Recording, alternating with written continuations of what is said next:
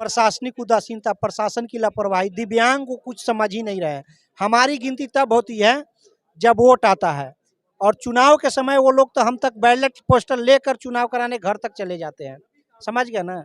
हम लोगों ने इस बार स्लोगन भी दिया है कि घर पे बैलेट पोस्टल जब भेज रहे हैं दिव्यांगजनों को, तो 3000 पेंशन देने में क्यों दुविधा है। जय हिंद, नमस्कार। आप देख रहे हैं सीएम खबर। आज बहुत ही सौभाग्यशाली दिन है। देश के प्रथम राष्ट्रपति डॉक्टर राजेंद्र प्रसाद की जयंती। साथ साथ आप कैमरे की नज़र में देख सकते हैं अंतर्राष्ट्रीय दिव्यांग दिवस समारोह, जो अभी मोतिहारी के टाउन हॉल में उपस्थित हैं। और हम देख सकते हैं टाउन हॉल पूरा भरा हुआ है ये जिले के दिव्यांगों से। और ये जो आप कैमरे की नज़र में देख सकते हैं, बैठे हम इनसे परिचित होते हैं। केवल सर परिचय और पद। डॉक्टर बीके सिंह, बिहार प्रदेश प्रवक्ता, बिहार दिव्यांग संघ जी। प्रदेश अध्यक्ष बिहार दिव्यांग संघ मुकेश कुमार महतो।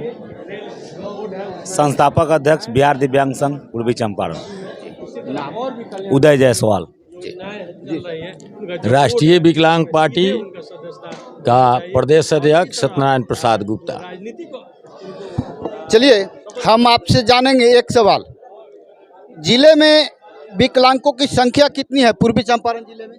जिले में विकलांगों की संख्या 2.25 लाख के करीब है।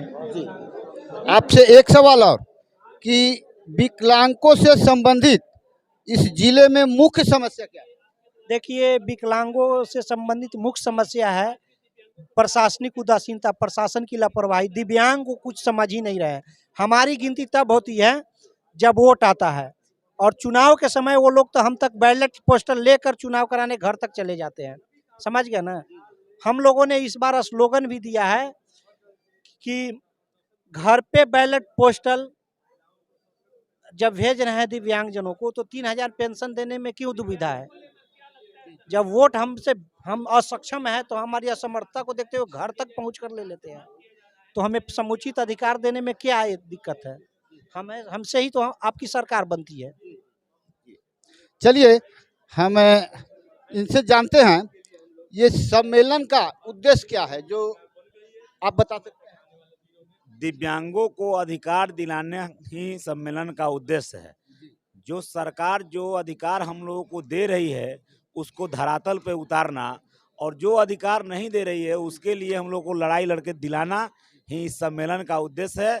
चाहे वह केंद्र सरकार हो या बिहार सरकार हो, चाहे वह सरकारी तंत्र के पदाधिकारी हो या सरकारी तंत्र के बड़े पदाधिकारी हो या छोटे पदाधिकारी हो, सभी को अधिकार दिव्यांगों को दिलाने के लिए, दिव्यांगों को जागरूक करने के लिए, और दिव्यांगों के बीच हम लोग अपने जागरूकता करने के उद्देश्य से अपने बातों को रख रहे हैं कि सरकार आपको क्या दे रही है, आपको मिल रहा है कि नहीं मिल रहा है, और मिलेगा तो कैसे मिलेगा, और नहीं मिल रहा है तो सरकार से कैसे लड़ेंगे।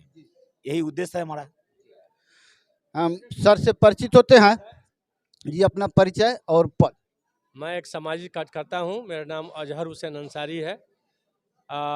मैं दिव्यांगों के लिए 1982 से काम कर रहा हूं, और इसका नतीजा है कि बहुत हद तक विकलांगजन जो है संगठित हुए हैं, अपने अधिकारों को समझ रहे हैं। सरकार ने जो कानून बना के उनका अधिकार दिया है वो धरातल पर नहीं पहुंचा है। इसके लिए अंतर्राष्ट्रीय दिवस के अवसर पर हम लोग यहाँ जमा हैं, और हम समीक्षा कर रहे हैं कि क्या हमको मिला है, क्या कुछ मिलना है, कैसे संघर्ष करना है। अभी हमारे साथियों ने बताया कि आने वाले दिनों में हम रणनीति तैयार करके जो अधिकार हमें प्राप्त नहीं हुए हैं उसके लिए संघर्ष करेंगे, यहाँ से लेकर के दिल्ली तक।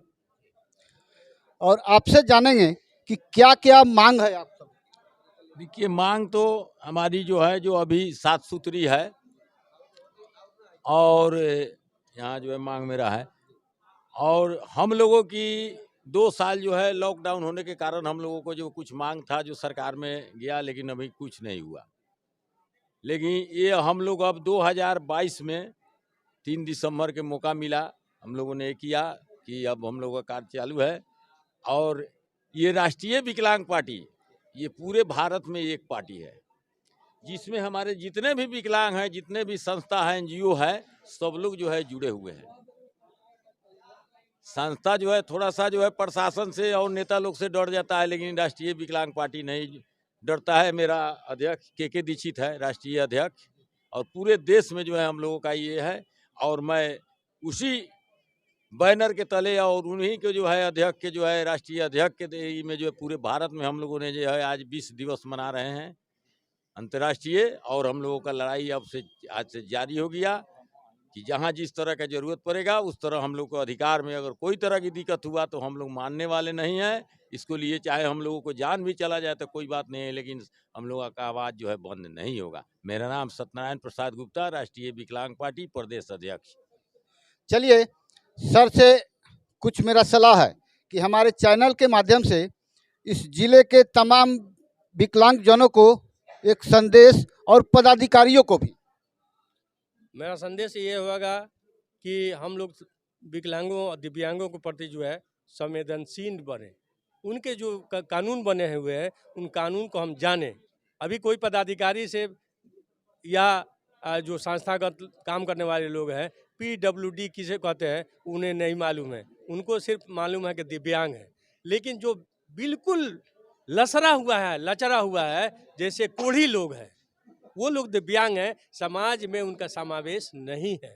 लोथ लाचार का समावेश हो सकता है, हाथ से विकलांग है वो समावेश होता है, आँख से हो सकता है, ये सब हो सकता है। उनके पीछे उनके परिवार हैं, उनके छोटे छोटे बच्चे हैं जिनको शिक्षा में उनको प्रवेश नहीं मिलता है कि ये कोढ़ी का बच्चा है, ये कोढ़ी की पत्नी है।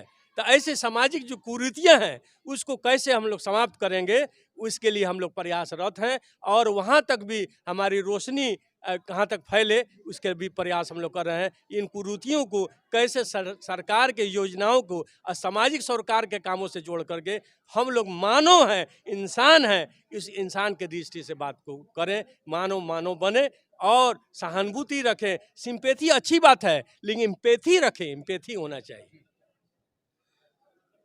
Thank you. चलिए अभी सीएम खबर इस डॉक्टर राजेंद्र प्रसाद की जयंती को भी सलाम करती है, और ये टाउन हॉल में उपस्थित सभी महानुभाव विकलांगजनों को और उपस्थित यहाँ सभी विकलांगजनों को भी मेरा सलाम कि अपने अधिकार के लिए आप लोग सदैव लड़े और सरकार से हो या समाज से हो अपना अधिकार अवश्य प्राप्त करें। मैं सीएम खबर से RS पांडे, जय हिंद, नमस्कार।